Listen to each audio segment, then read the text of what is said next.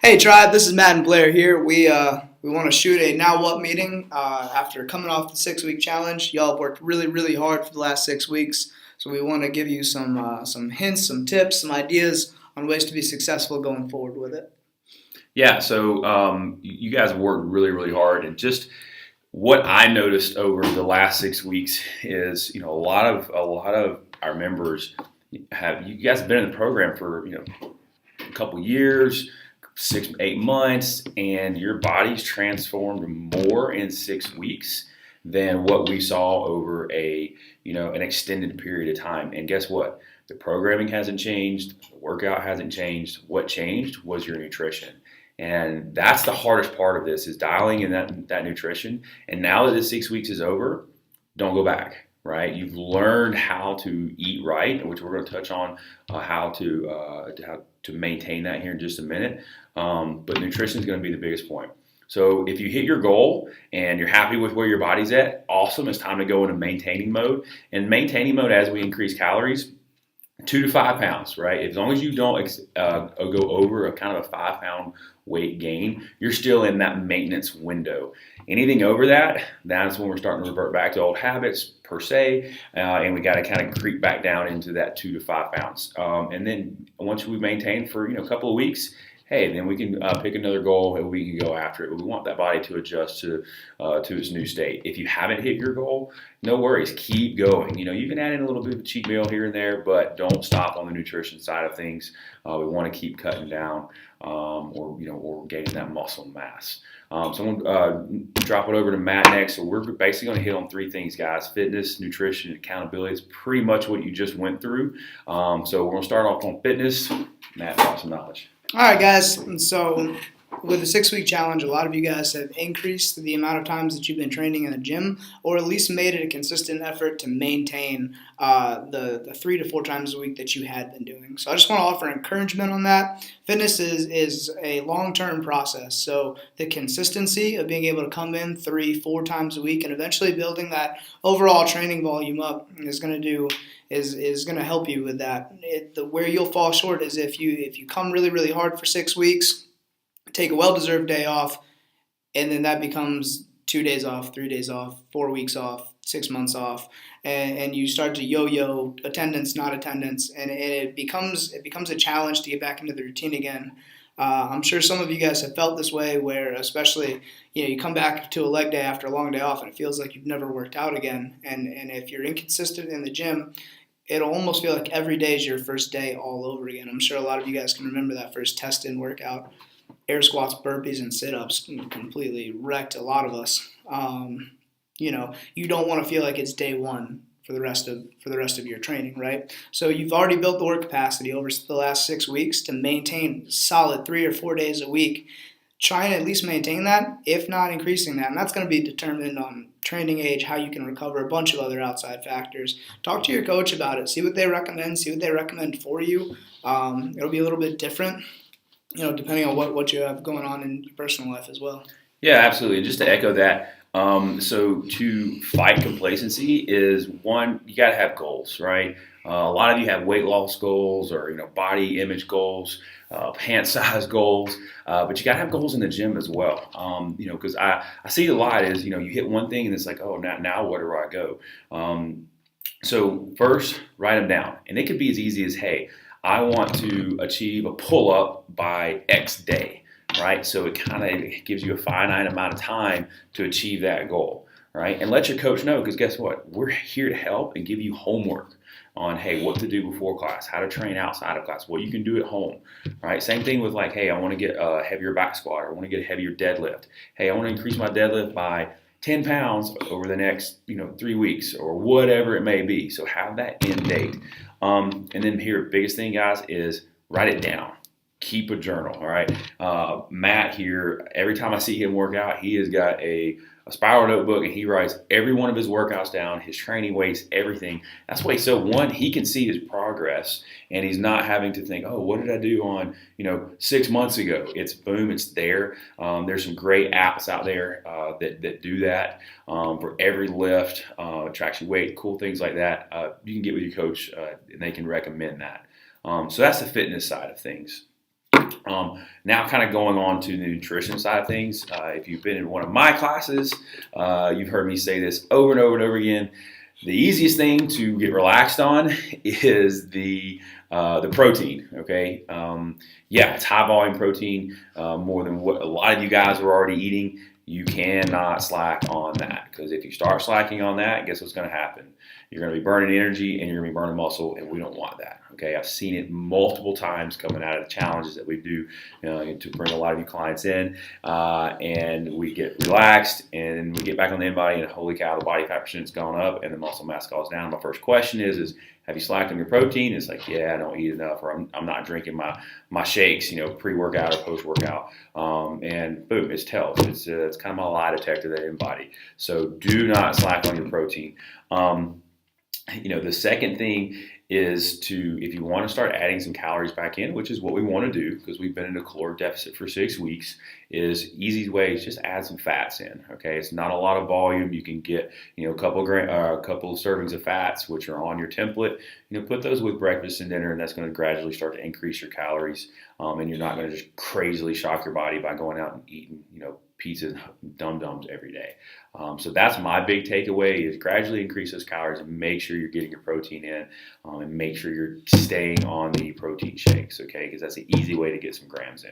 What you got? So guys, more general ideas here. You have an idea of how to eat right at this point. So by that I mean you should have a pretty good idea of what types of foods you want to be gravitating towards. Just because the template is over per se and the 6-week challenge is over per se doesn't mean that broccoli is now suddenly unhealthy for you. You want to maintain your proteins that have worked well for you successfully. You want to maintain the carbs that have been working well for you, and you want to maintain the veggies that you like. The rules on that haven't changed. You can eat as many veggies as you can possibly stomach. To reiterate Blair's point, the most mentioned macronutrient on those templates is protein. It's in every single one of your meals, and it's in 2 additional shakes as well. So they want you getting in more protein than they have focused on carbs, even than they have focused on vegetables. So don't let that slack off. We are trying to increase the amount of calories that you're getting over time. All that is just building a bigger engine for you to do more work. More work is going to translate into a better body in the gym, better performance in the gym, and a better body overall. You at least have a minimum effective dose now. So what I mean by that is if your template is giving you 1.5 cups of carbs, you know that now anything less than 1.5 cups of carbs is unacceptable for you in terms of how much you should be eating. So you have a minimum effective dose. Now, as we increase those carbs, those numbers will change, but it'll change going up.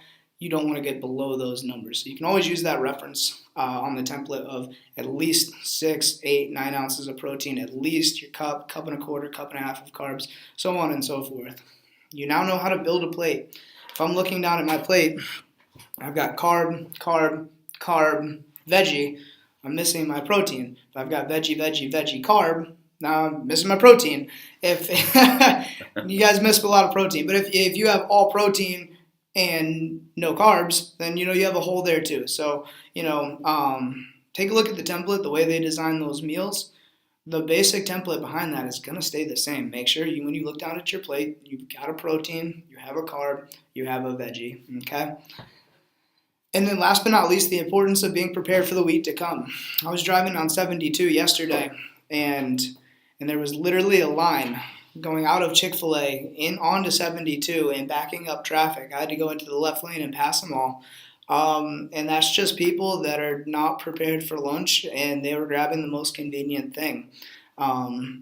Risking their lives on 72 for Chick-fil-A. So be prepared. Real easy to meal prep. Pick a day. I'm your stereotypical Sunday meal prepper. So Sundays, rain, sleet or shine, I've got the grill open and I'm grilling my steak, grilling my chicken, making some bison patties. Those are my 3 favorite proteins. I'll mix in, pork tenderloins too. I like the meats.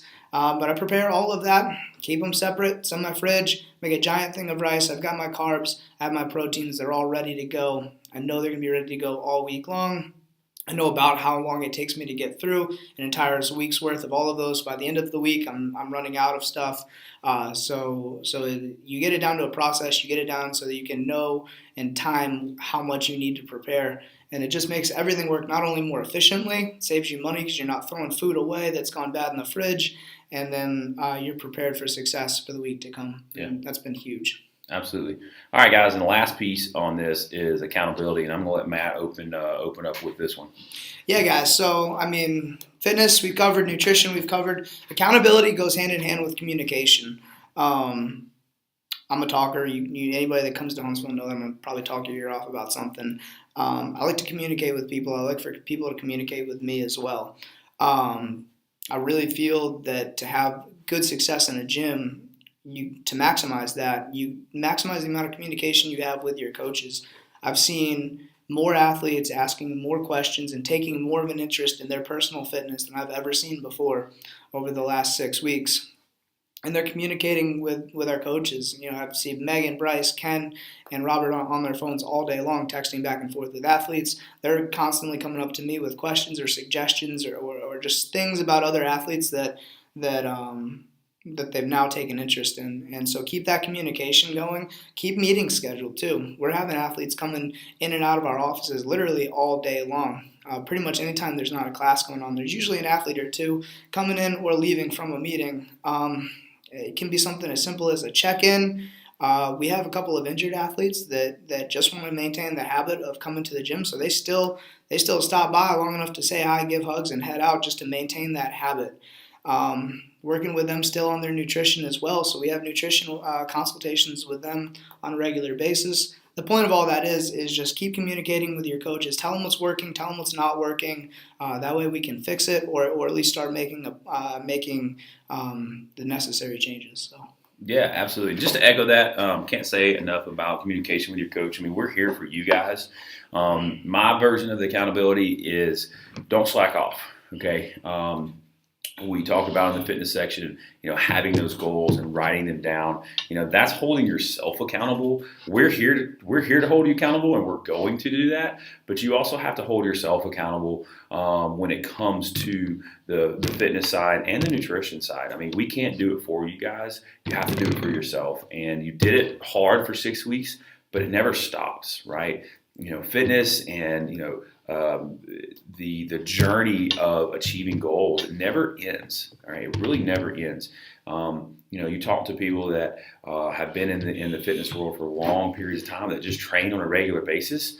They're never satisfied. So even when you achieve that main goal that I hit the body composition I want, or I have, I'm in that dress that I've always wanted to be in, don't stop. Keep going, right? I mean, once you get there, it's almost just as hard to maintain harder than it is to get there. So make sure you hold yourself accountable. Make sure you're getting in the gym minimum 3 days a week, okay? If you haven't hit that goal, this is kind of my go-to, especially for my ladies. Look, take a pair of jeans, go shopping in the back of your closet, find something that you want to shoot for, and hang it up and try it on every week, right? That's holding yourself accountable. It's something as simple as that, right? So that's my big takeaway is we're here to help. We're going to hold you accountable, but you also have to hold yourself accountable to your mission and to your goals. Guys, keep up the hard work. Don't slow down. We've got a lot of cool things that we're working on in the background right now. They're really going to start dropping here in the next week or two. Make sure you read the email that comes out today. This is something that we've been working on for close to a year now, and it's going to be a game changer for a lot of things. So I'm really pumped up about that. And then we've got a lot of cool events coming. So talk to your coach. Make sure you read that email today. Don't skip over it. Do not skip over it. A lot of information. And also your coaches are going to be reaching out to you for your Now What meeting. Don't skip that. Okay. This video is great, but now it's time to personalize your plan with your coach. Anything else you want to say? Perfect. All right. Good job, guys. Keep it up. We will see you in the gym. Later.